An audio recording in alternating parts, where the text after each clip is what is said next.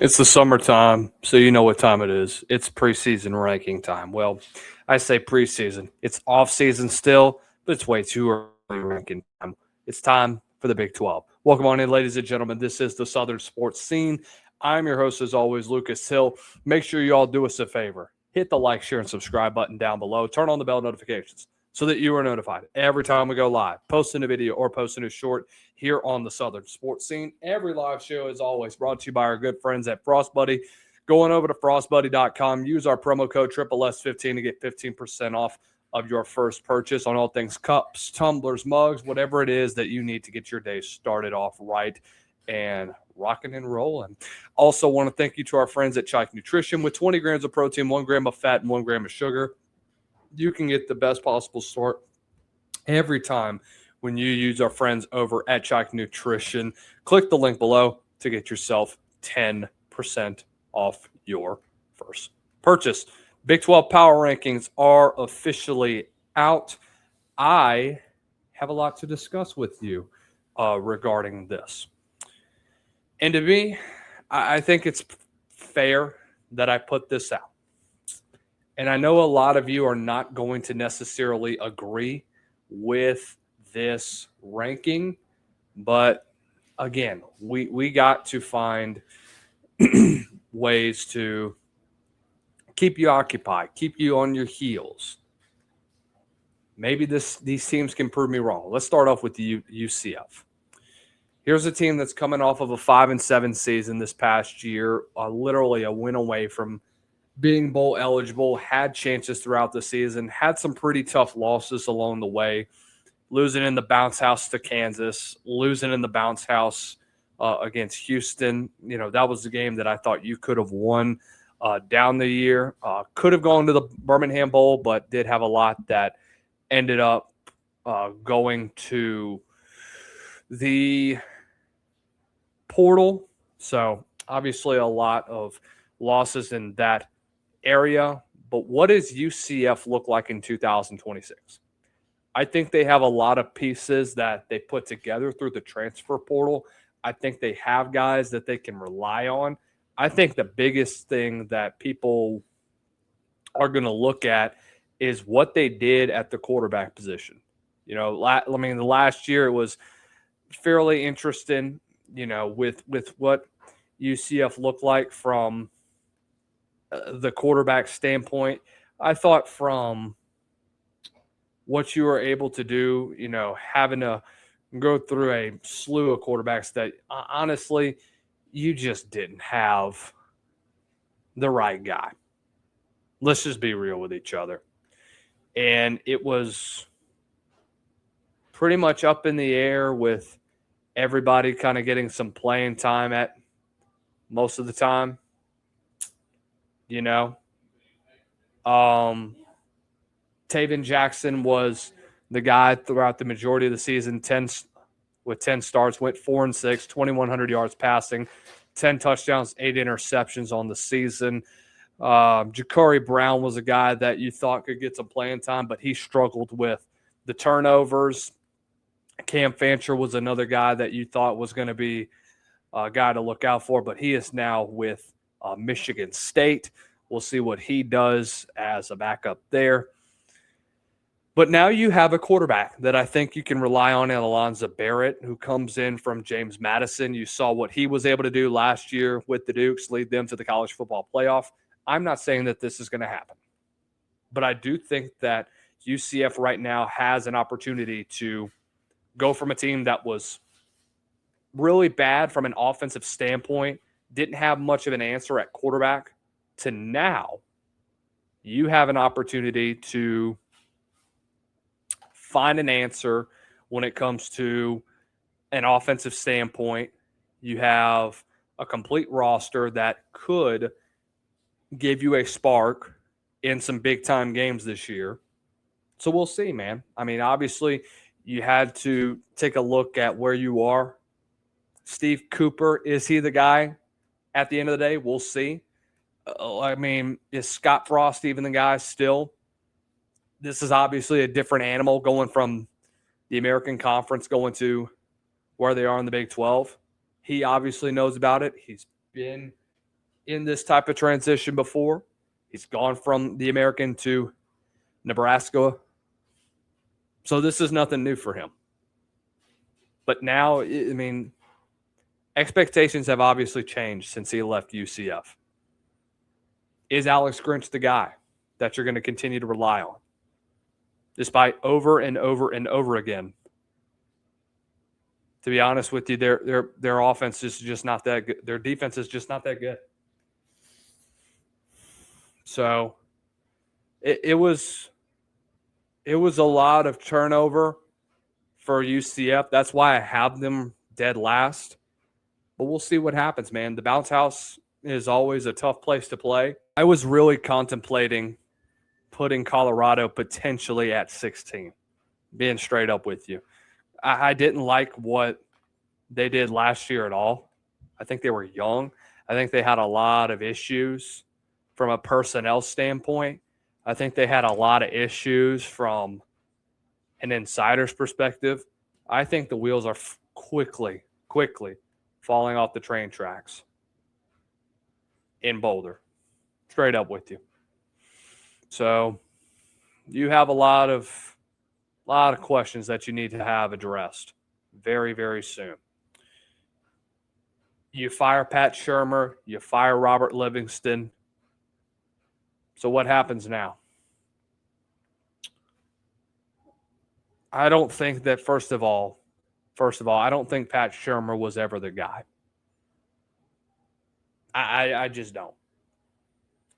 When it comes to from a play calling perspective, he was great whenever a guy like Shedeur was there, because Shedeur could make plays, and he had the gift to make Pat Shurmur look like a good play caller. Now you get a young quarterback in there that can do a little bit more than just stand in the pocket. He's kind of mobile a little bit, unlike what Shedeur was, and it just wasn't a good fit. So you bring in Brendan Marion. You know about the go-go offense that they like to run. He's done it at UNLV. He did it at Sac State this past year. Now he's back at the P4 level, this time as an offensive coordinator. Definitely like to see what he has to offer from an offensive perspective. Chris Marv, who was a defensive coordinator at Virginia Tech 2 years ago, spent 2025 just taking a break, I guess, or something like that. But Chris Marv is still a really, really solid coordinator. Thought he did a pretty good job with VT. Obviously, they wanted to move in a different direction. Does Marv still have the same tendencies like he did at VT, or is it a little different? We'll just have to see. I think Colorado may end up being the bottom of the Big 12. That's just my opinion. Number 14, I have Baylor. Even with DJ Lagway, I am very, very skeptical about what that offense is going to look like. You lost a lot. And is that offense going to fit what DJ Lagway wants to do? That's what I want to know. So you fire Matt Powledge, who is now at North Texas. Joe Klanderman is the new defensive coordinator. He was at Kansas State 2 years ago. Jake Spavital is a great offensive coordinator. Make no mistake about that. He was at West Virginia for a little while, had an elite offense in the 2 years that he was there. He was there during the last year of Johnny Manziel and the 2 seasons where he had Kenny Hill and I believe Kyler Murray at Texas A&M for a while. There was 2016 when I think that might have been the year after Jared Goff. I could be wrong, though, because I do want to say that was the year after Jared Goff gets drafted. He's been around some really good quarterbacks, bottom line.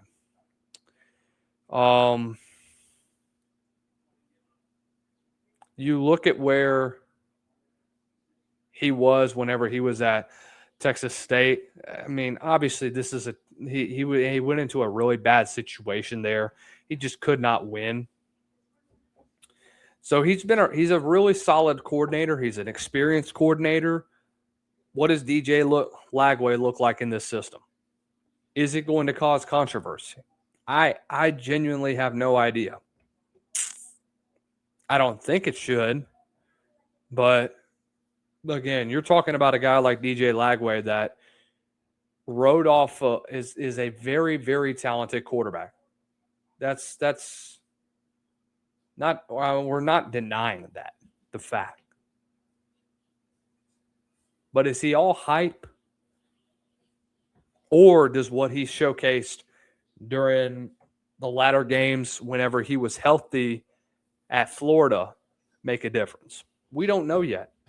I think he's a very, very talented quarterback, but until I'm proven otherwise, this is Dave Aranda's last year.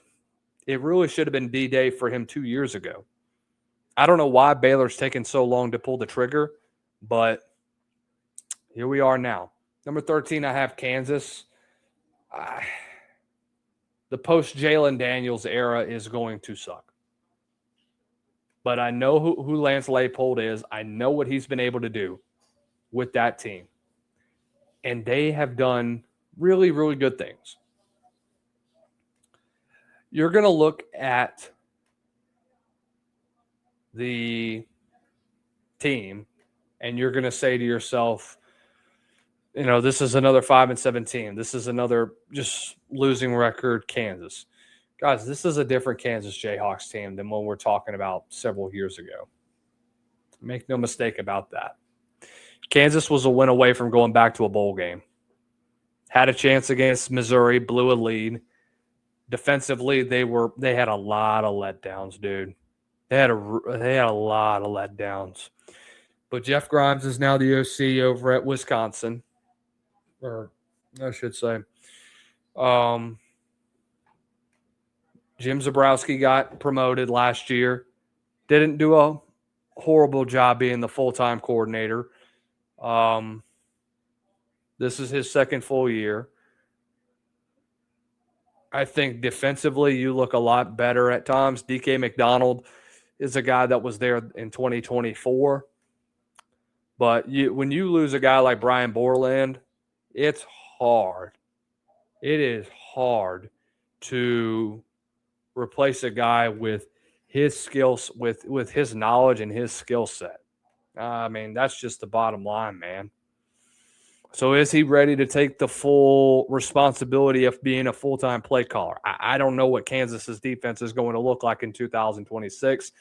We'll have to see. But again, like we mentioned, you have to consider, you know, what that 2025 team lost. You lose a guy that was, in my opinion, should go down as one of the greatest quarterbacks to come through Lawrence, Kansas, and Jalen Daniels.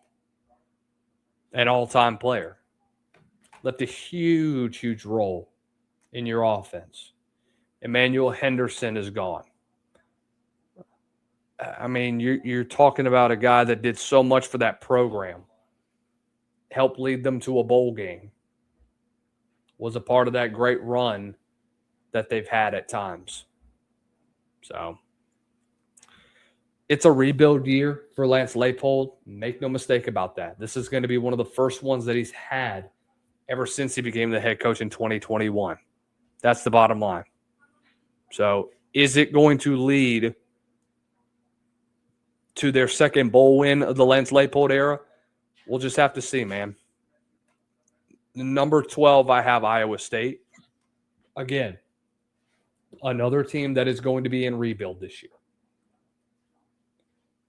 But I do think that they got some really, really solid additions from the portal.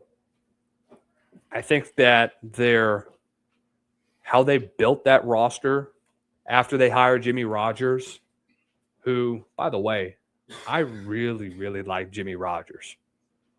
I don't know how much of a football fanatic that you are. If you've been watching Jimmy Rogers ever since he was a defensive coordinator at South Dakota State, I've been knowing him since then you know about his scheme from a defensive perspective. Really smart defensive coordinator.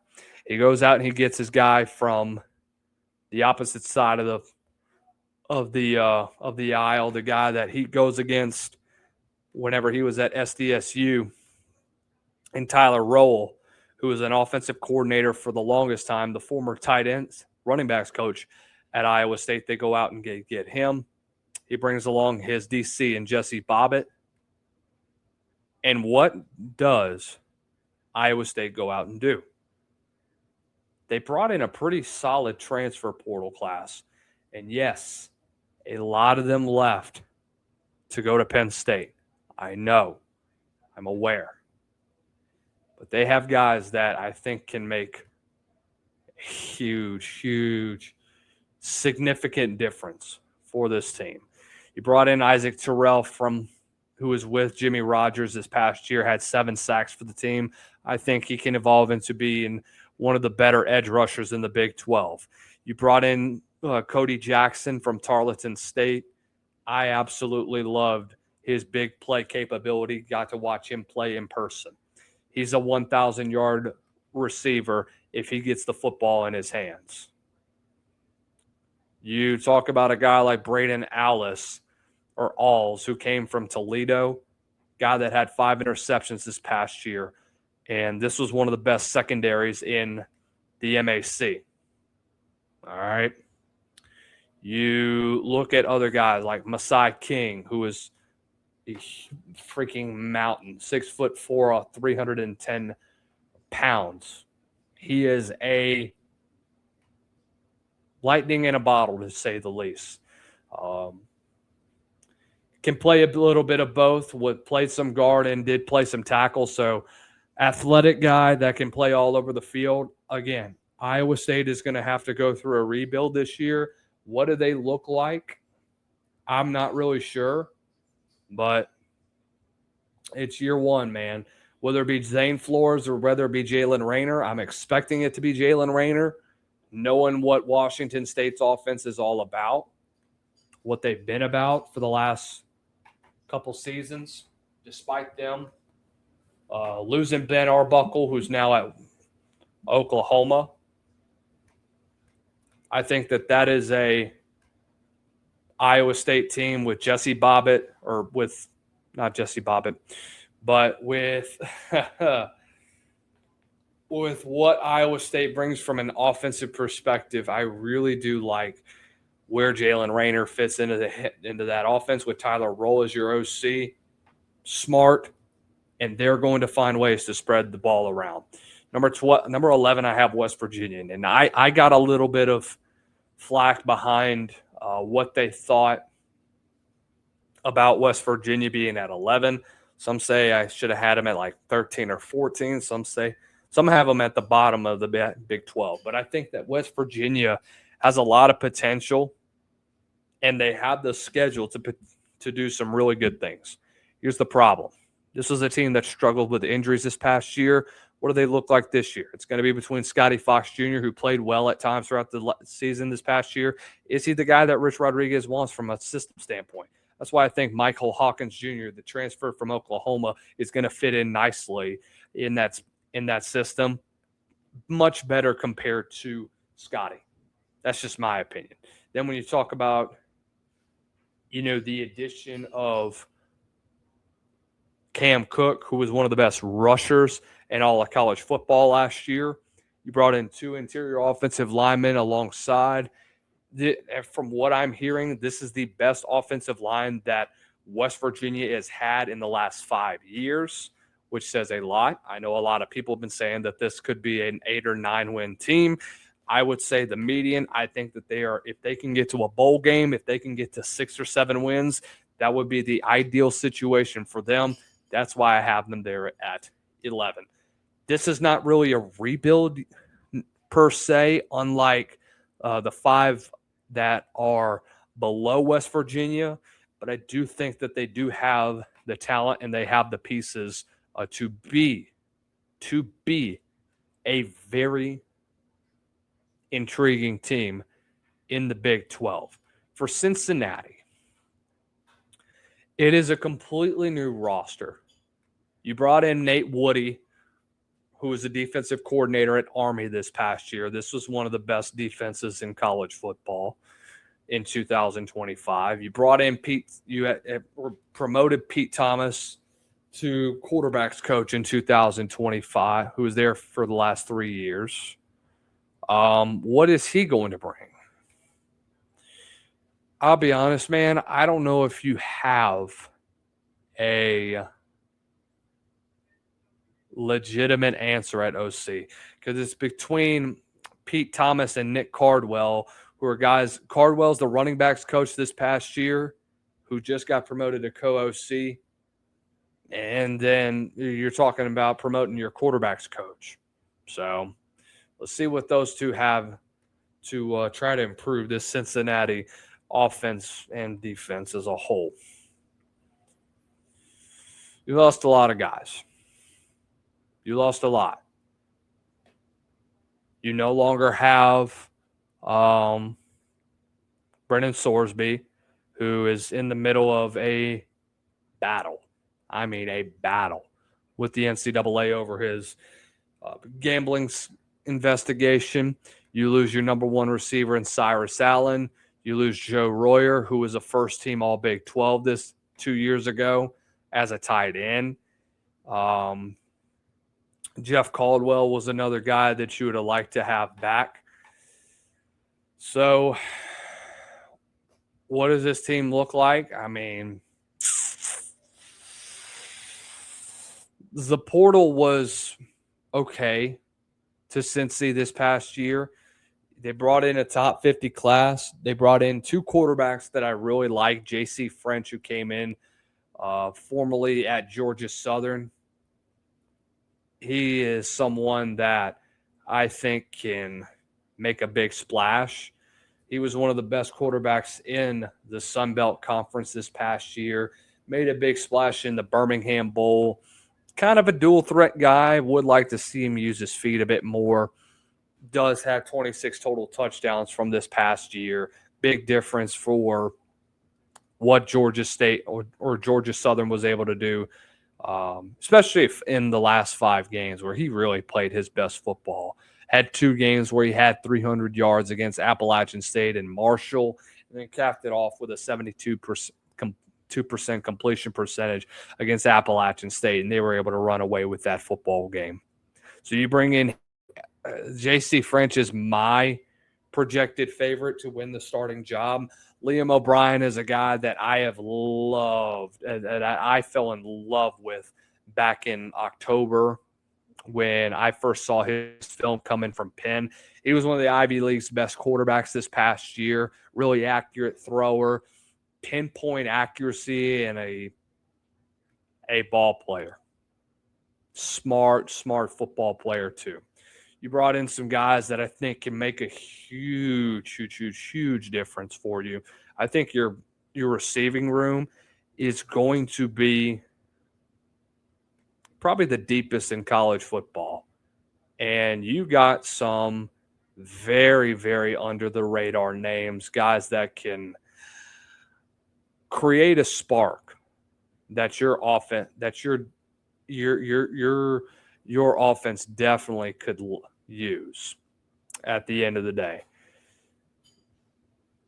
So when you talk about guys like Cade Wolford, that was a 500-yard receiver this past year, played running back a little bit, but he is going to be a majority. He's going to make that transition to wide receiver once he gets to Cincinnati. Flynn Shield is a guy that's come from Colorado School of the Mines. He was I want to say he was a 1,000-yard receiver this past year, but he was a D2, two back-to-back seasons of 1,000-yard seasons, 2-time D2 All-American. J.V. Gibson from Oklahoma is going to provide you a spark. He was a 1,000-yard receiver when healthy. Lorenzo Fenner was a 1,000-yard receiver this past year at South Dakota. So J.C. French and or Liam O'Brien are going to have guys to throw the football to. What does your defense look like as a whole? Are they going to get better from where they were this time this past year? If that is the case, this should be a much improved TCU team that finally gets the breakout season that they need under Scott Satterfield. They need it horribly. You bring in, now you look at number 9, I have TCU. Gordon Samus, who was the offensive coordinator there this past year, is going to be your new play caller, replacing a guy like Kendall Briles. I absolutely love this move. I think you got a play caller that he's not Kendall 2.0, but he's close to it. The reason why I say that is because of how good of a play caller that he has been and how smart of a play caller that he has been. I really believe that. TCU is going to be one of these teams that, and I feel like that's all the time when we talk about TCU. They're just a team that you never really remember majority of the time. And it's not their fault, but you forget how good they were. Jaden Craig, in my opinion, was the best quarterback in the Ivy League this past year. I know I talked about Liam O'Brien, who is one of the best. Jaden Craig was the best. 2,800-yard passer. He's got probably the prettiest deep ball in all of the FCS. He's a guy that I definitely think that you need to be looking out for this year. Is it going to translate into another 8-win season for TCU this year? Could it be more? Could they continue to play spoiler down the stretch of some games? We'll see. I think they can do it. I really do. Number 8, I have Kansas State. Avery Johnson returns for another season under his belt.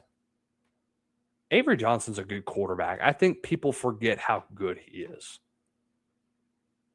I think last year he took a beating because I know that the beginning of the year wasn't the best for him. To be honest with you, I don't really know what all happened at the end with that offense, man. It was weird. I think quarterback-wise, it was definitely something that you really didn't expect. I'll just put it like that. But it's a brand new year for them.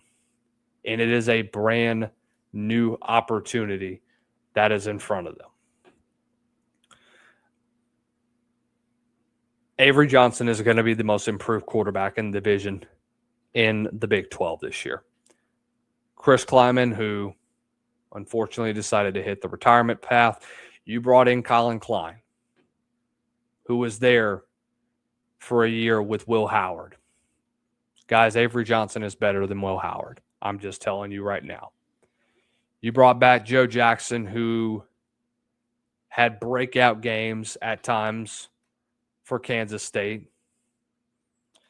And you better get ready, because this guy can go on a house call at any point in time in the season. He's going to get his carries. I would expect for majority of the offense to revolve around him. But as long as Avery Johnson knows how to manage a game, this team is going to be really good. I believe that with all of my heart. Jordan Peterson did a really good job as a co-DC this past year, learning in the Mike Elko system. And I think Kansas State as a whole, I think we're talking about a team that realistically could see themselves as an underrated team that could sneak their way to a 10-win season. I think we could be taking a look at that game they have on October 10th against Houston and look at that extremely close.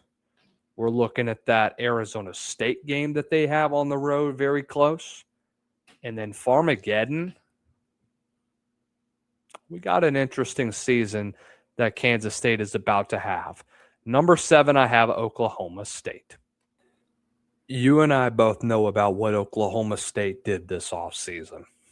Putting together a top 10 transfer portal class, bringing the entire North Texas roster to Stillwater.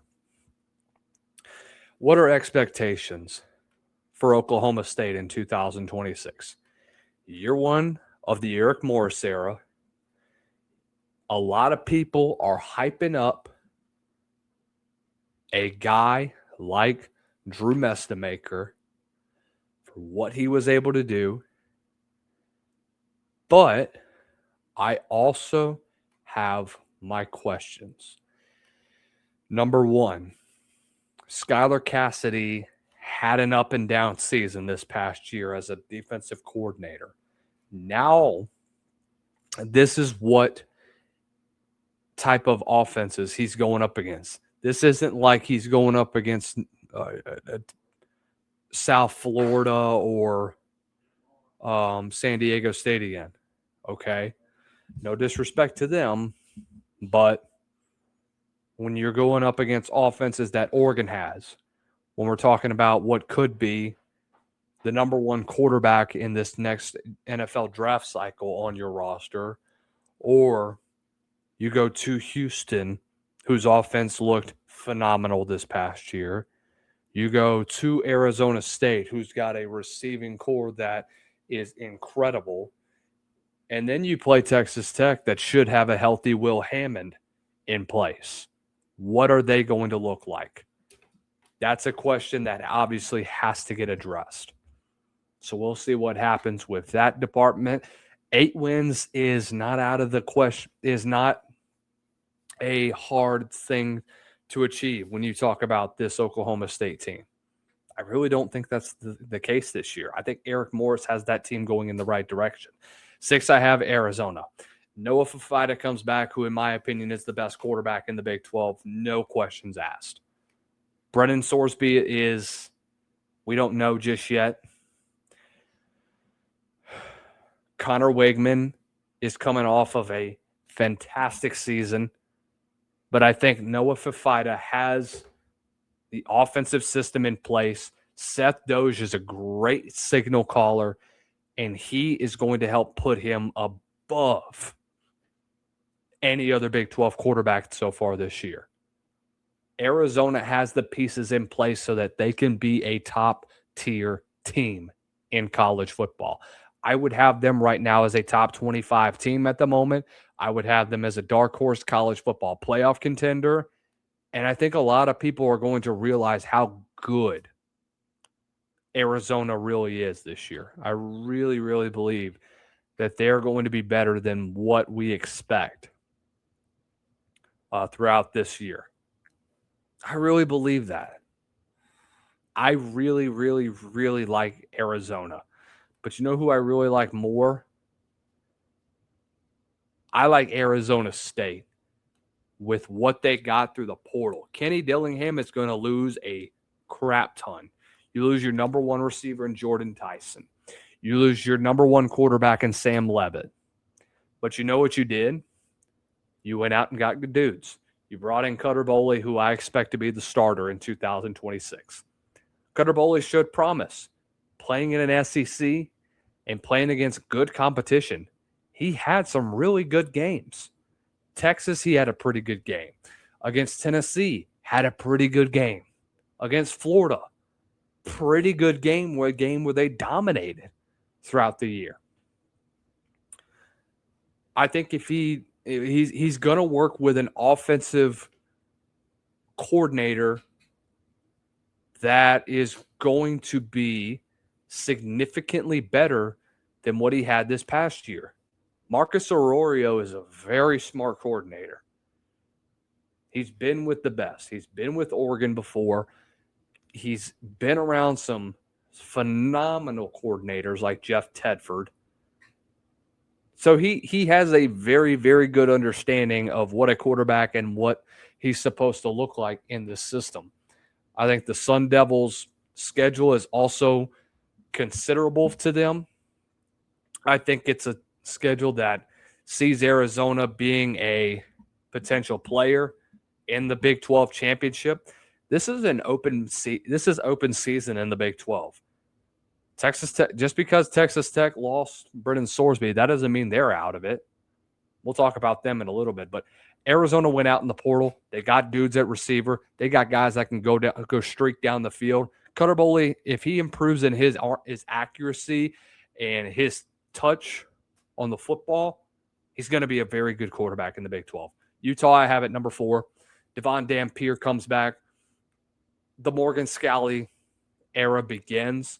Who did you bring in? You brought in Kevin McGivern from Utah State, who was an offensive coordinator there, was at San Jose State before. Then you bring in Colton Swan, who's been a long-time assistant with Scalley at Utah. And he was the head coach in waiting. Make no mistake about that. They've been waiting on Morgan Scalley to finally get the job, and they finally got it. Utah is going to come back this year with a great offense. I think their system works phenomenally for Devon Dampier. I think he's going to continue to get better, or Devin Dampier. Dampier is going to continue to get better as a football player. He had a phenomenal game this last time he played against Nebraska and looked like the best quarterback in the Big 12. He did. And you know what that's going to lead to? Him being the number 1 quarterback in the Big 12 and potentially one of the best quarterbacks in this upcoming draft class as well. We'll definitely see what happens with that department. If Dampier can get better when it comes to throwing the football throwing the deep ball, Utah's going to be loaded. 3, I have Texas Tech. The Brendan Sorsby situation, I don't know what it's going to look like. Your quarterback situation is also very grim because Will Hammond's not supposed to come back until maybe week 2. But even them, I think they hold them out until week 3. So those first 2 games are going to be critical for Texas Tech because week 2, you play Houston. You lose that game, and Houston runs the table the rest of the way. Texas Tech is going to get shut out of the Big 12 championship unless BYU falls to them. Just saying. But I think Texas Tech obviously had a lot of question marks. I think they filled up very well in the transfer portal. I think you got additions on both sides of the line of scrimmage that you obviously had to get answered. You're not going to get exactly what this defense looked like this past year. But I do expect for Texas Tech at the end of the day to have a top 2 defense this next year. And I think they're going to continue to improve. But you know who's going to be better than them? BYU. I understand what they look like from an offensive perspective. I know the Parker Kingston situation is a bit weird.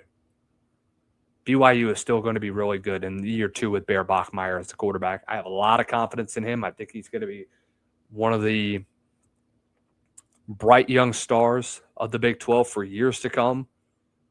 And people are going to remember his name.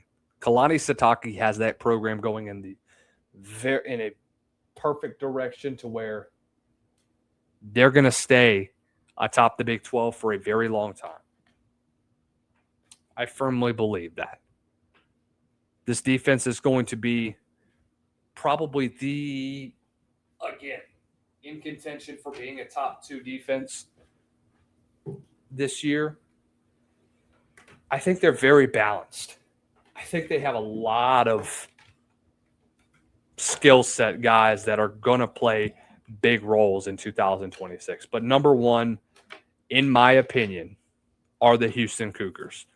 They have the most complete roster right now in the Big 12 from a quarterback perspective, from where they are from a defensive line perspective. Their back 7 does have a little bit of question marks, but Shellwood is your defensive player, or not Shellwood, but when you have the amount of turnover that you had from this past year, from a defensive perspective, knowing that you lost your signal caller in Shellwood, and knowing what Austin Armstrong was able to do, take over from that perspective, that was still very impressive what they were able to do. I think offensively, you have weapons. They don't have big names, but you know what? That doesn't matter. At the end of the day, they're damn good athletes. Make no mistake about that. That's what's going to separate Texas Tech or Houston from the rest of the Big 12. That's why I have them as my favorite to win the Big 12 championship, whether or not Brendan Sorsby is there. I firmly believe in Houston. I think if they're fully healthy this year, they're going to win the Big 12 championship. The Big 12 is going to ride through H-Town because this is the most dynamic roster in the conference. Let me know what you guys think in the comment section below. Make sure you hit the like, share, and subscribe down below. Turn on the bell notifications. And until next time, ladies and gents, stay blessed. Don't stress. You have a good rest of the week.